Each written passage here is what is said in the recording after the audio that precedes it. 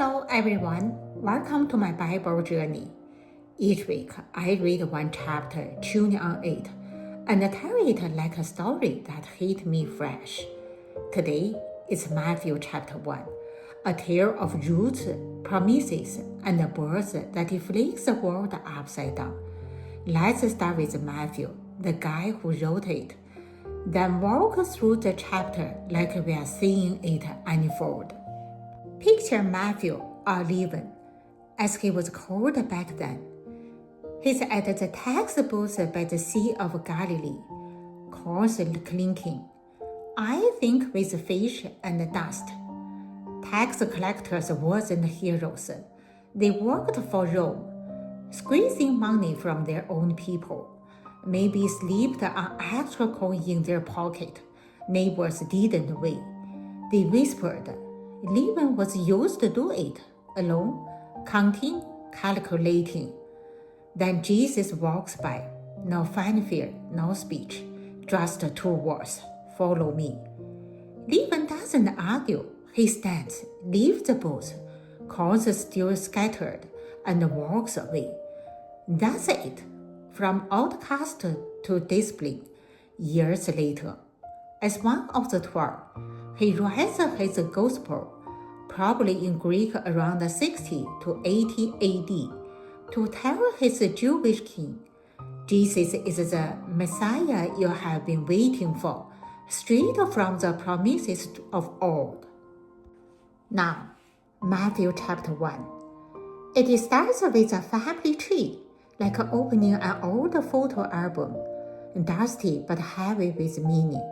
The book of the genealogy of Jesus Christ, son of David, son of Abraham. Why a list?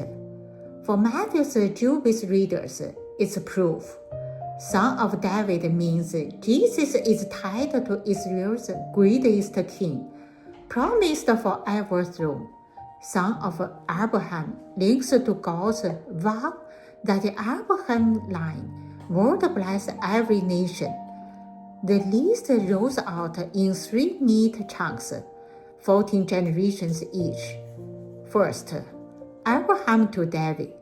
Think patriarchs like Isaac, Jacob, building Israel's foundation.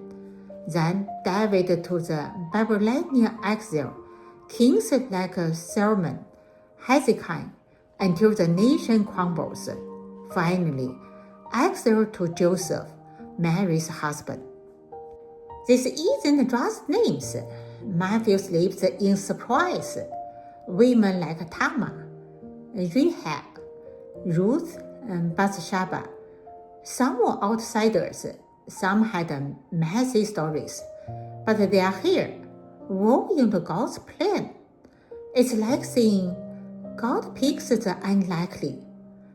By verse 16, we hit Joseph, the husband of Mary, of whom Jesus was born, called the Messiah. Notice, Joseph not the biological dad. Hold that thought. Then the story shifts. Mary, young, engaged to Joseph, a carpenter, is pregnant. In their world, that's a scandal. Engagement was as binding as marriage. Joseph, a good man, plans to break it off quietly, sparing her public shame. But that night, an angel crashes his dreams. Joseph, don't be afraid. The child is from the Holy Spirit. Name him Jesus, for he will save his people from their sins.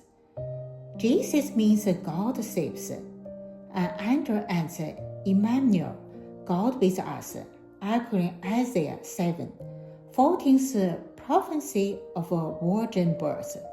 Joseph wakes, trusts, and marries Mary, waiting until after the birth to live as husband and wife. The chapter ends, Jesus is born. No trumpets, just God stepping into the world as a baby. This chapter hit me. Jesus' story starts with a family full of flaws. Yet God keeps his promises. A carpenter and a girl say yes to a miracle. Okay, join me next week for chapter 2.